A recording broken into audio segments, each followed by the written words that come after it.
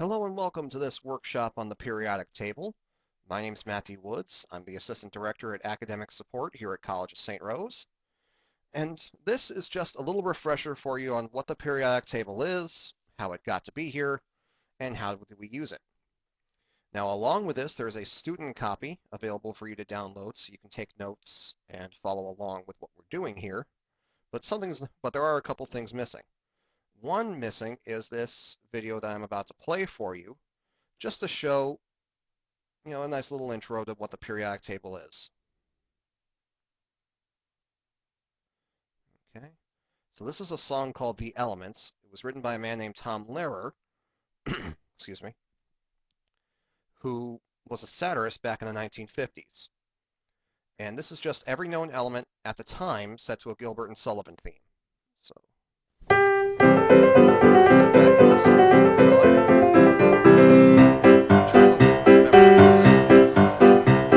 There's antimony, arsenic, aluminum, selenium, and hydrogen and oxygen and nitrogen and rhenium, and nickel, neodymium, neptunium, germanium, and iron, americium, ruthenium, uranium, europium, zirconium, lutetium, vanadium, and lanthanum, and osmium, and astatine, and radium, and gold, protactinium, and indium, and gallium, and iodine, and thorium, and thulium, and thallium.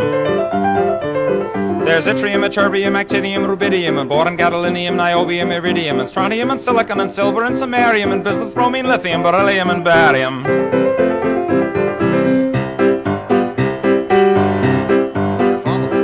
There's holmium and helium and hafnium and erbium and phosphorus and francium and fluorine and terbium and manganese and mercurium, molybdenum, magnesium, dysprosium and scandium and cerium and cesium and lead, praseodymium and platinum, plutonium, palladium, promethium, potassium, polonium and tantalum, technetium, titanium, tellurium and cadmium and calcium and chromium and curium.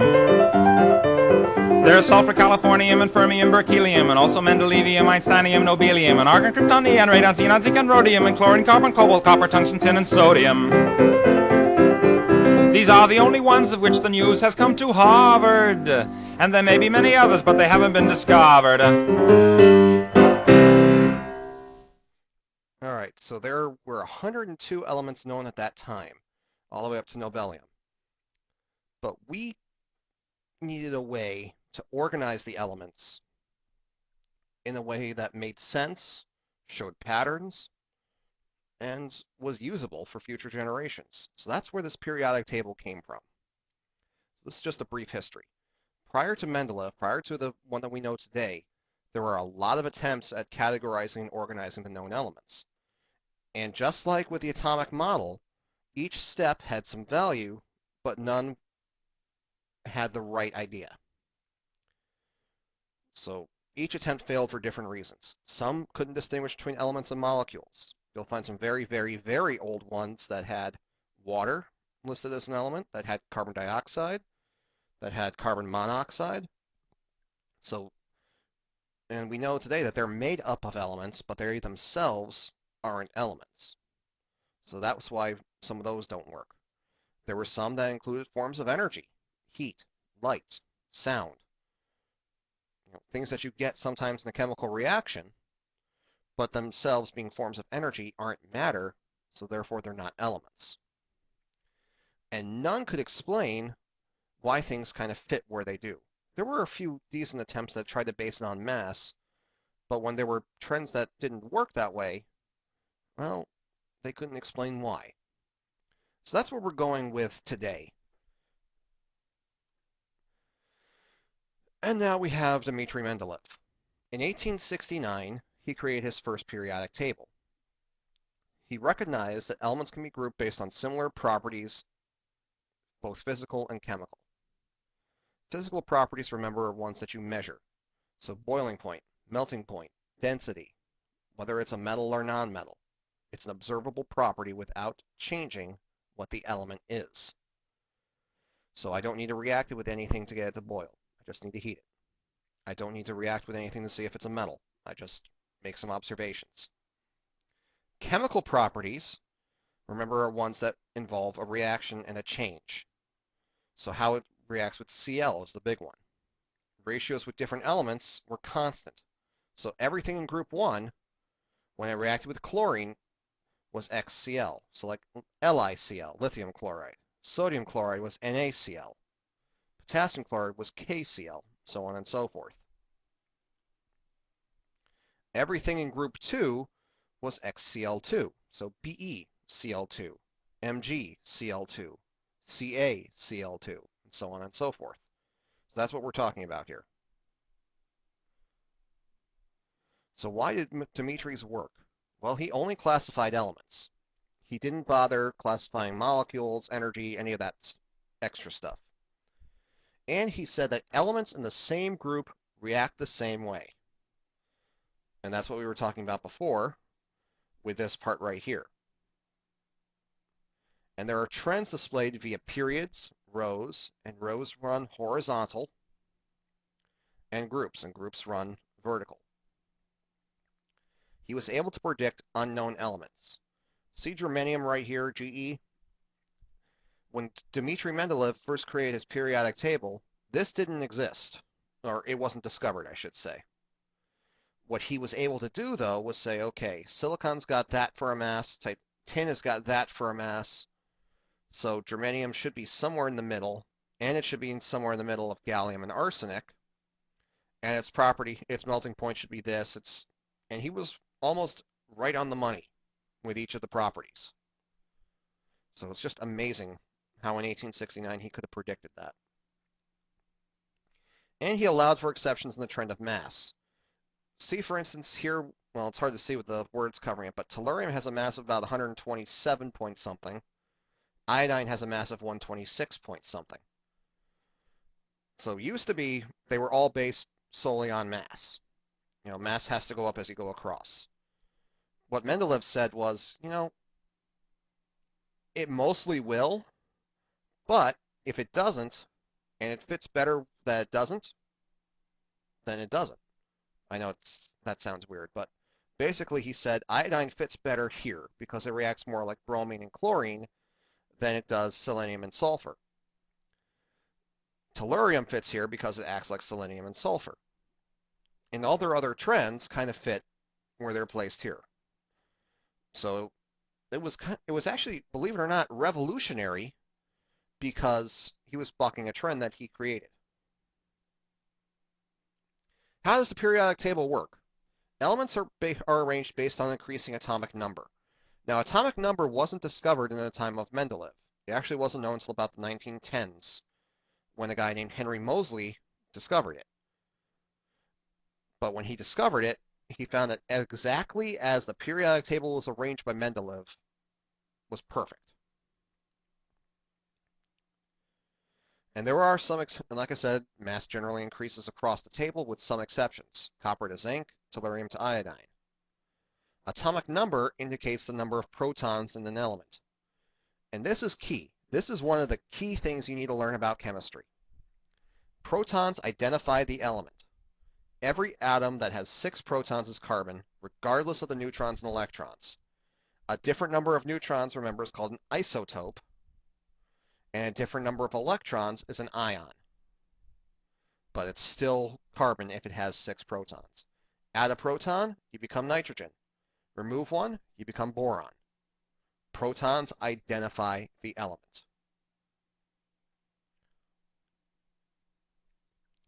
How does it work continued? So let's see. Elements are arranged in periods and groups. Periods run left to right. Groups, also called families, run top to bottom. And elements in the same group behave similarly to each other. This is because they have similar valence electrons. Everything in group 1 has 1 valence electron. Everything in group 2 has 2. And this is a little video here I want to show you with each element in the first group, lithium, sodium, and so on and so forth, reacting with water. Now, when you think reacting with water, you usually don't think fire and explosions, but watch what these do. So this is lithium. And here it's hissing. You see a little bit of smoke. And you see how the water is turning pink on fire? The reason why this water is turning pink is because there's phenolphthalein in there. It's a base indicator, and that's just showing you that the water is actually reacting with the lithium. Coming off that. Sorry for the poor quality. So here's sodium, the next one down. Here's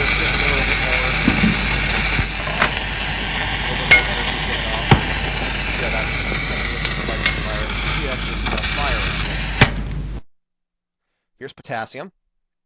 Notice how he's now wearing gloves. Yeah. Goes up, smoke. Also, notice real quickly that the smoke on the sodium was orange, and the smoke on the potassium was pink-ish. I'm colorblind, so you'll have to forgive me. Pinkish purple. One of the other things that we know about elements is that a flame test can identify between different metals. So that's why your fireworks are different colors, because they have different metals in them. Alright, here's rubidium. Or actually, no, that's more potassium. Here's rubidium. Here's rubidium. Real quick. Alright, before we get to cesium, caesium as the Brits call it, if you notice, as they're going down, the reaction's creating more and more energy. It's becoming more violent. So when caesium goes in, cesium, as we call it here in the States, watch what happens to the water.